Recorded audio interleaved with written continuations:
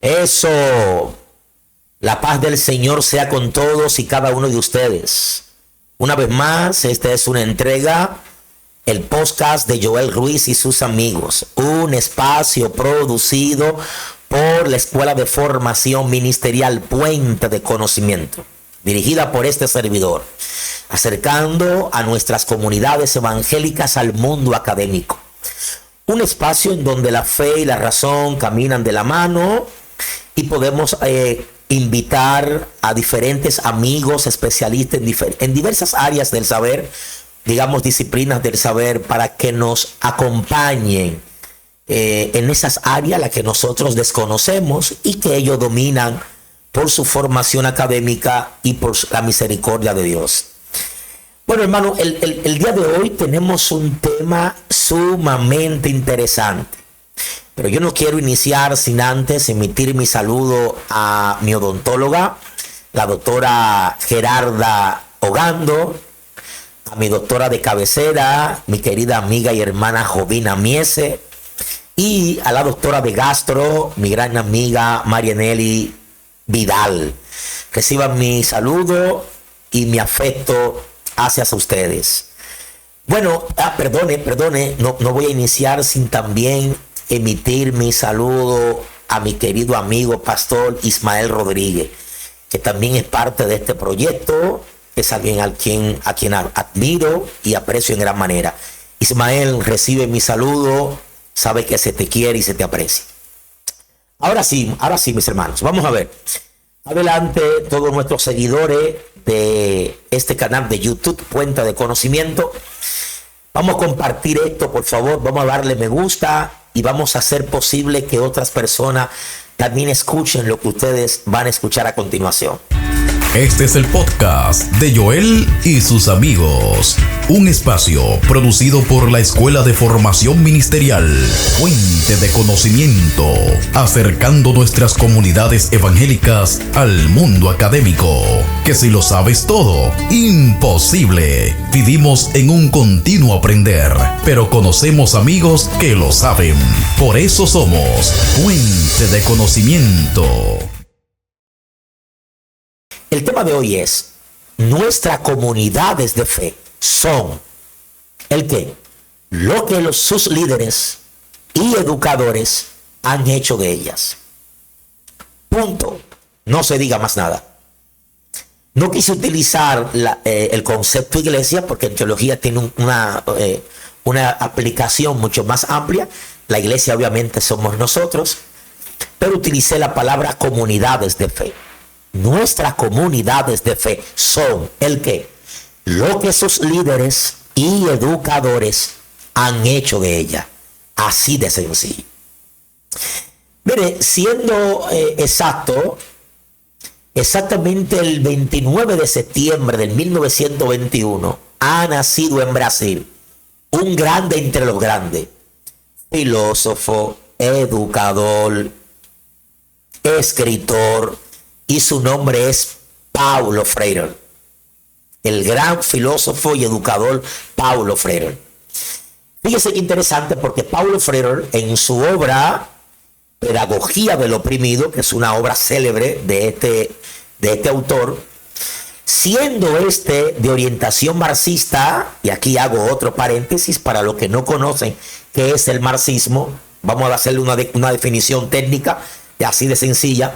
Es una teoría política que ve el desarrollo de la historia de la humanidad como una lucha de clases. Sí, digamos burguesía, proletariado, amo, esclavo.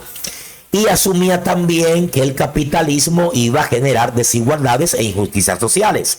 Eso es, en términos llanos, lo que es el marxismo.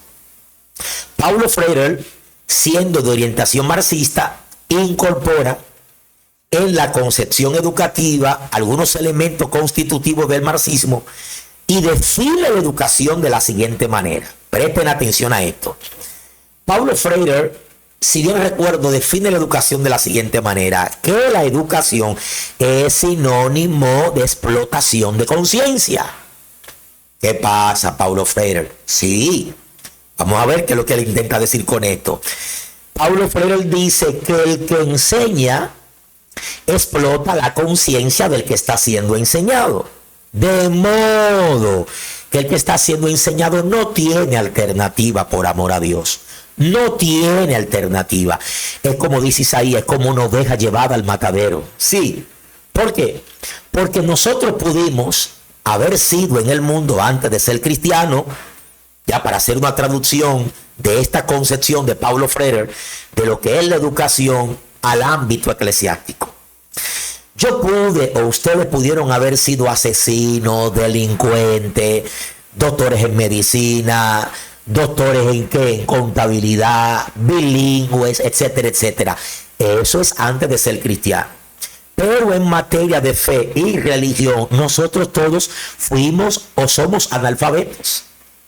De manera que se dio en nosotros el primer paso, que es el paso de la conversión, ¿sí? Paso de la conversión, donde Dios tocó nuestro ser inmaterial por medio de su Espíritu Santo, lo que se conoce en teología como una gracia previniente. Nosotros nunca, bajo ninguna manera, pudimos haber dado el paso de conversión si no es porque Él nos tocara, nos convenciera de pecado. Pero después de haber dado el paso de conversión, cierto, me arrepentí, reconozco mi pecado. ¿Hacia dónde voy ahora? Voy a hacer o vamos a hacer vida de fe colectiva. ¿En dónde? En una X comunidad cristiana. Es ahí entonces donde se da el siguiente paso, que ahora voy a ser educado por los maestros y voy a ser dirigido por los líderes de dicha comunidad de fe. Entonces, ¿qué yo seré? Yo seré lo que mis líderes y mis educadores han hecho de mí. Así de sencillo. Así de sencillo. Yo pude haber sido un delincuente, haber estado en prisión, saberme unos cuantos códigos de la calle. Pero en materia de fe y religión, yo vine siendo un analfabeto. Yo no sé quién es Dios. Yo no sé qué es esto, la iglesia. Yo no sé qué son los dones. No sé nada de soteriología. No sé nada de cristología. ¿Te das cuenta? No sé cómo predicar, cómo articular un discurso. Que tengo que pasar por manos de mis educadores. Dice Paulo Freire que ese joven o persona que está siendo educado tiene una sola alternativa. Señores, la misma que tenemos nosotros. Una sola alternativa.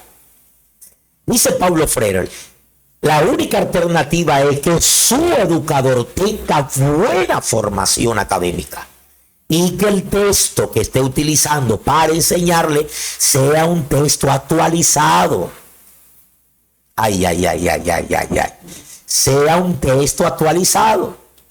Vamos a ver, vamos a ir traduciendo esto en el seno de nuestras comunidades cristianas. Señores, nuestra única alternativa que tienen los feligreses, que tuve yo, que tuvieron ustedes, es que por la mano del educador, ese maestro o maestra de escuela bíblica, sí, que nosotros veíamos como un gigante, obvio, ese es nuestro educador. Ese personaje va a empezar a explotar nuestra conciencia y va a empezar a inculcar, a adoctrinar en nosotros lo que él asume como bueno y válido. Yo no tengo alternativa, ustedes no tienen alternativa, porque no tenemos con nuestro código que traímos de la calle cómo defendernos ante esta explotación de conciencia bíblica que están produciendo en nosotros. No tenemos esa alternativa. Entonces, ¿qué resulta aquí? Que nuestra única salvedad, nuestro único salvoconducto es que nuestros líderes y maestros tengan buena formación bíblica y teológica y que teman a Dios.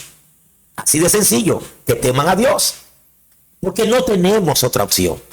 La otra opción, y es a la que apela Paulo Freire, es la siguiente: es que hasta que yo no logre alcanzar cierto nivel de independencia intelectual, vamos a ver, escuchen bien esta palabra, anótenla y presten atención, hasta que el creyente no logre alcanzar un nivel de madurez e independencia intelectual en donde yo tenga ya la capacidad de poder evaluar la educación que estoy recibiendo de mis maestros y la forma como mis líderes están administrando la casa de Dios. Hasta que yo no tenga esa madurez, yo no tengo forma. Es como dicen los muñequitos, ¿quién podrá defenderme? No tengo cómo defenderme, porque es que no tengo un nivel de madurez para poder apelar a ciertas enseñanzas que son dadas en el seno de la comunidad a la que yo pertenezco y que no son bíblicas. No son bíblicas, por amor a Dios. Así de sencillo. Entonces tenemos aquí tres grandes desafíos. Atención aquí. Bueno, de hecho, yo voy a ponerles a ustedes un ejemplo normal. ¿Han escuchado ustedes el famoso proverbio popular que dice, ¿cuál padre? Tal es el hijo? Señores, eso es verdad, mis hijos. En nuestras iglesias nosotros vamos aprendiendo no solamente porque tocamos textos, no, vamos también adquiriendo un conocimiento que se va dando mediante un proceso que se conoce en educación como aprendizaje por modelaje. Repito, aprendizaje por modelaje. En psicología lo estudian como si fuera la genética conductual. Esto es interesante. La genética conductual. Una mujer da luz, le quitan el niño después de dar a luz, lo llevan para Italia o cualquier país. ¿Cómo es que este niño, sin haberse criado con su madre, cuando empieza a crecer, empieza a manifestar ciertos comportamientos, actitudes, ademanes que su madre, que son propios y característicos de su madre? ¿Qué pasó? A esto se le conoce genética conductual, ¿no? En el seno de nuestra iglesia se da lo que nosotros llamamos aprendizaje por modelaje. Yo no soy un producto terminado y yo empiezo a construir una identidad ministerial. Es en función del líder que yo estoy viendo. Yo empiezo a expresar ciertos ademanes, ciertas actitudes, cierto comportamiento, cierto estilo en mi predicación. ¿Es en función de qué? Es en función de los mismos estilos que yo he visto al predicador evangelista que yo asumo como mi líder, como mi modelo. Sí, así como los niños que van creando su identidad, pero empiezan a practicar las mismas actitudes de su superhéroe. Batman, Superman, la Mujer Maravilla, porque son niños. No tienen todavía una identidad propia, no la han construido. Y eso pasa en el seno de nuestras comunidades. Otro ejemplo es, se desprende un creyente de una iglesia para levantar un campo blanco, ha sentido el llamado de levantar una congregación, asume que tiene el ministerio pastoral, ha escuchado la voz de Dios, lo siente en su espíritu. Gloria a Dios por eso. Gloria a Dios por eso. ¿Qué resulta? ¿Cómo usted piensa que va a ser esa iglesia? En materia educativa y en materia administrativa. Escríbalo con sangre. Será exactamente el mismo modelo litúrgico y administrativo del modelo que él aprendió de la iglesia en la que él se congregaba. Yo voy a replicar lo que yo aprendí. Así de sencillo. Por lo tanto, las comunidades de fe son lo que sus líderes y educadores han hecho de ella. Vamos a ponerle un tercer ejemplo, y es el ejemplo que en cuanto a este tema se refiere, a mi juicio, es el que más me interesa. Vamos a ver. Nosotros tenemos que en nuestras comunidades de fe, para que alguien pueda elegir y ser elegido conforme a nuestro reglamento, tiene que estar bautizado. Y para alguien estar bautizado, pues tiene que haber tomado la doctrina. Por amor a Dios, a mí no me lo diga, a Joel Ruiz no. Díselo a otro. No es verdad que la doctrina que imparten en el seno de muchas comunidades de fe ha preparado del todo a este niño o niña para que pueda ser maduro en el camino de la fe. Eso no es verdad. Eso no es verdad. Eso es lo básico, lo elemental que va recibiendo como recién convertido o nuevo creyente. Y entonces ya lo llevamos a las aguas, que es un acto de expresión pública de fe. Sí.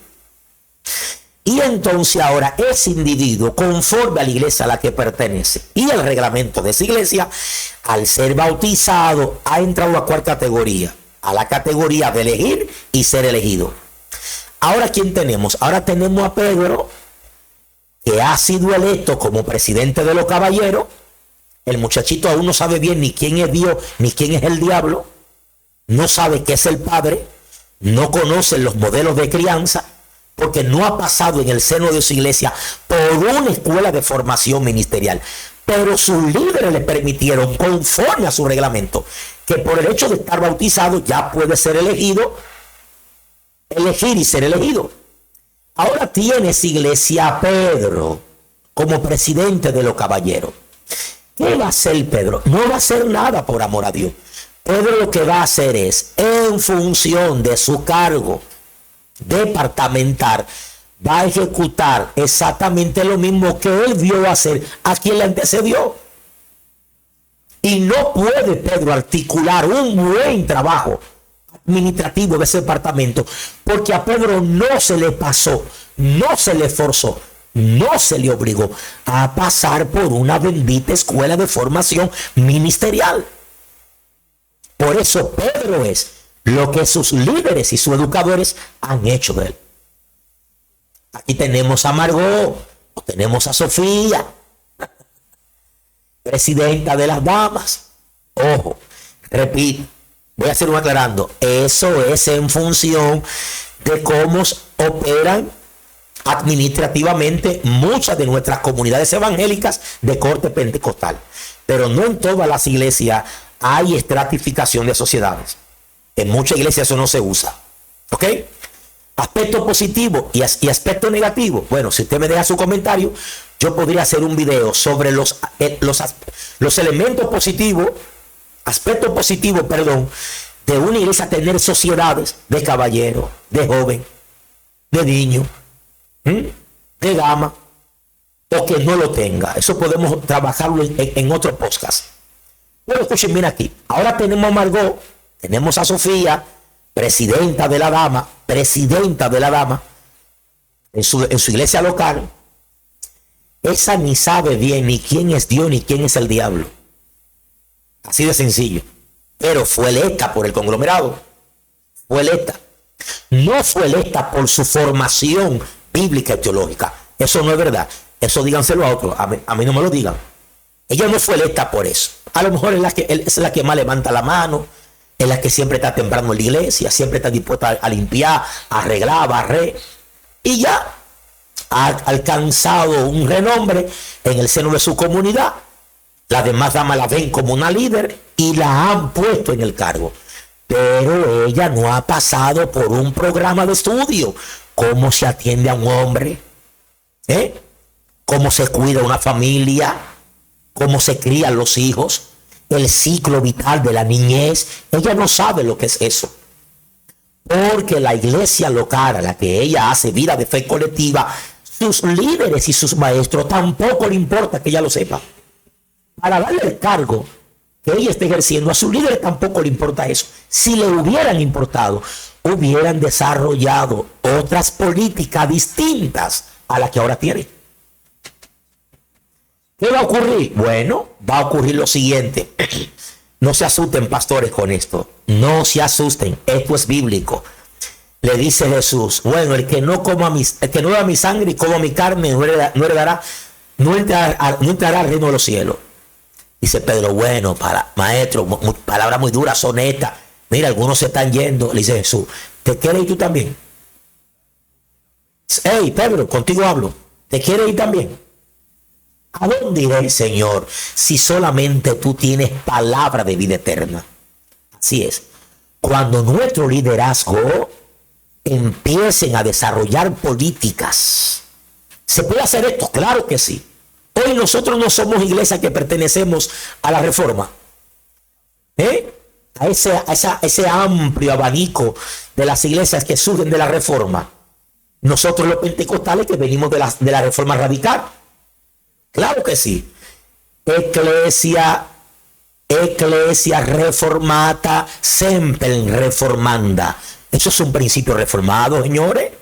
Las iglesias siempre tienen que continuamente irse reformando, revisar a lo interno, porque eso es importante. Porque yo soy maestro, pero yo no soy infalible.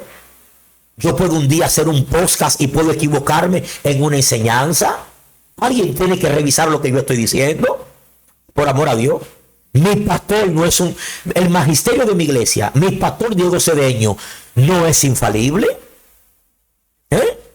Diego es falible, Diego puede equivocarse. Yo soy predicador y maestro del evangelio y yo no soy infalible. Yo puedo equivocarme. Lo único infalible aquí son las escrituras. Por lo tanto, nuestras iglesias tienen que periódicamente ir revisando sus manuales de doctrinas, sus confesiones de fe, sus políticas internas administrativas y sus dogmas. Tienen que irlo revisando.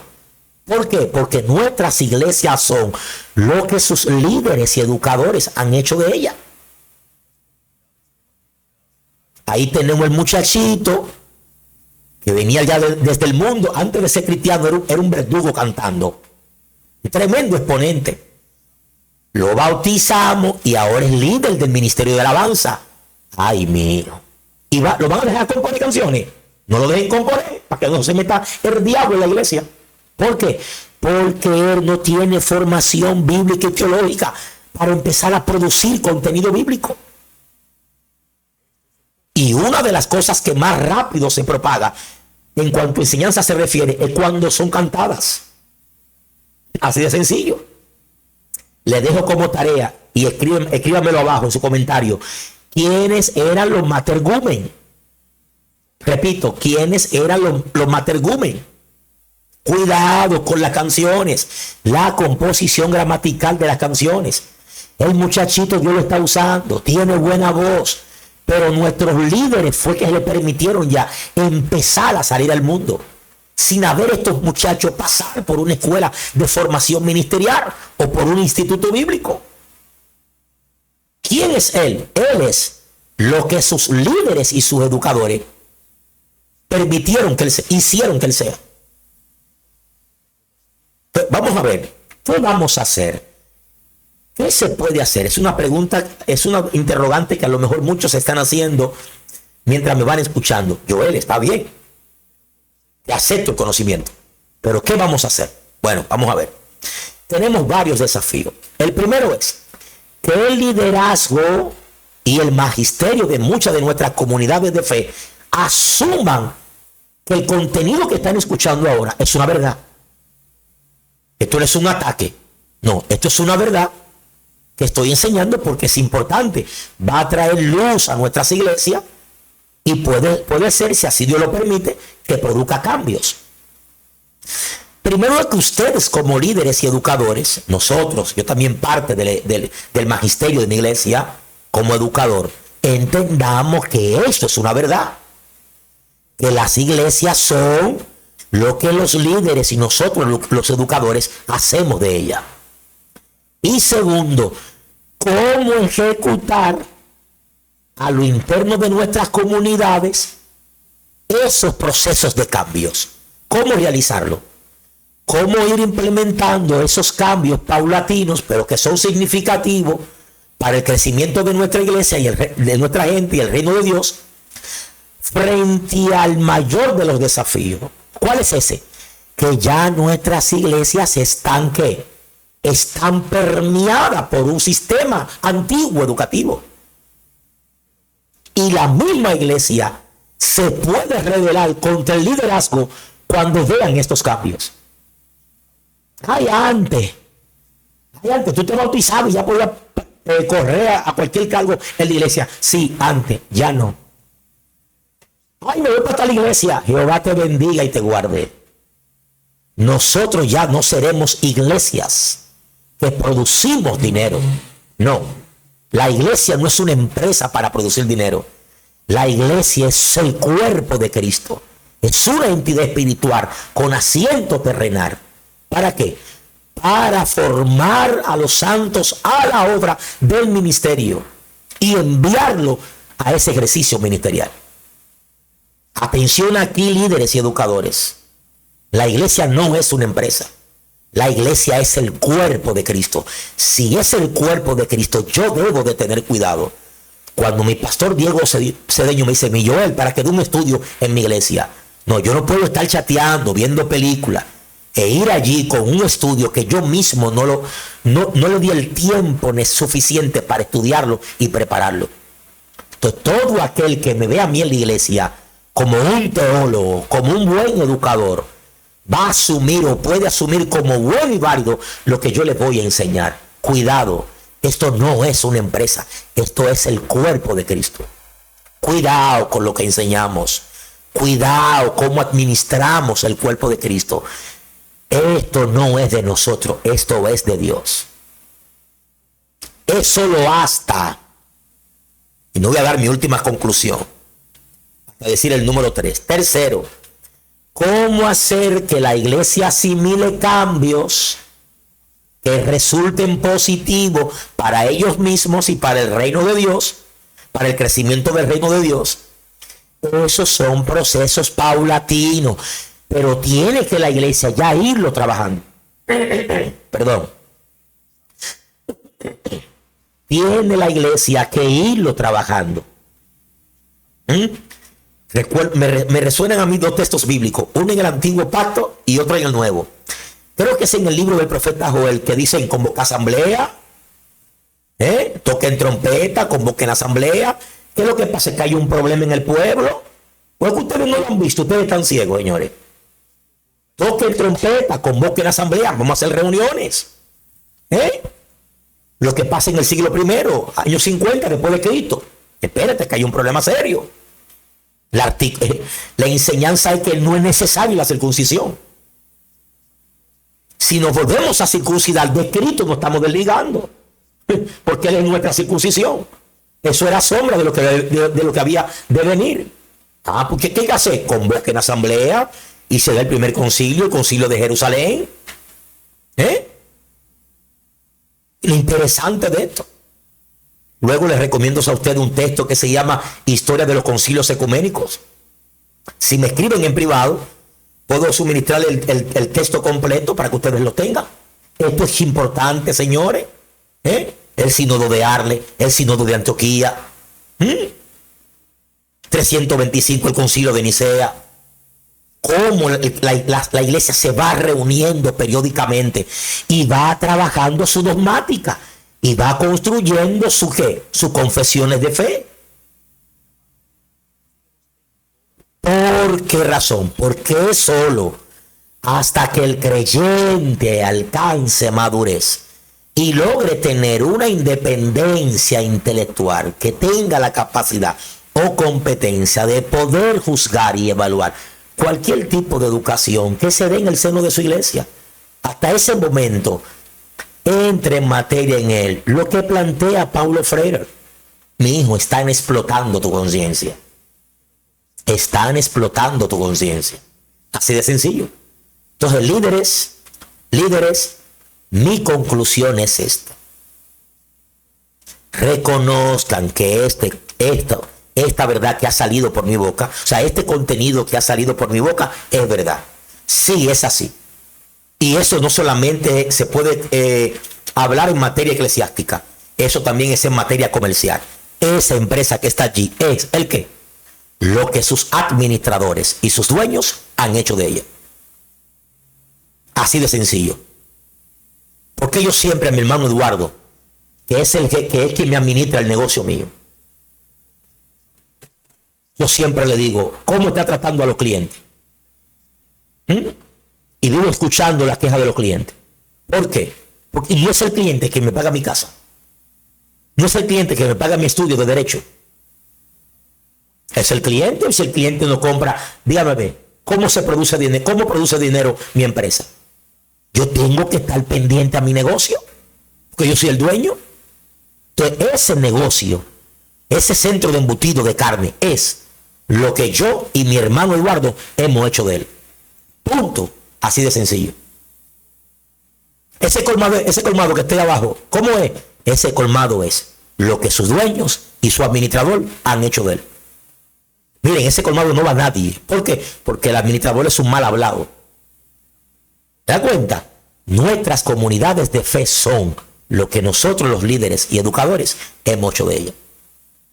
Líderes, convoquen asamblea, hagan reuniones internas, local. Volvamos a crear políticas en salud del sano crecimiento de la iglesia. Funcionó una vez esos 3 meses de doctrina para llevar a los miembros a las aguas. Eso está perfecto. Eso funcionó una vez. Ya no, mis hijos. Ya no. Ya no.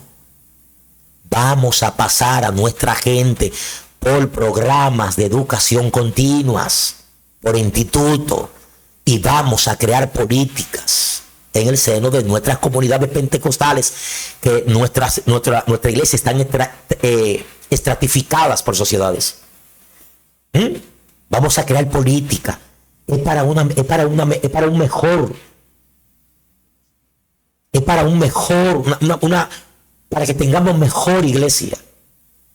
Y que la gente que le guste participar con nosotros en nuestra liturgia, en los servicios que organizamos para nuestro Dios y Salvador Jesucristo, se sientan bien. Se sientan bien. Se sientan bien. Voy a repetir esta palabra y con esto termino. Ecclesia reformata, semper reformanda. Dios te bendiga y Dios te guarde. Este es su hermano Joel Ruiz y este ha sido una entrega más del podcast Joel Ruiz y sus amigos. Un espacio producido por la Escuela de Formación Ministerial Puente de Conocimiento. Hasta la próxima.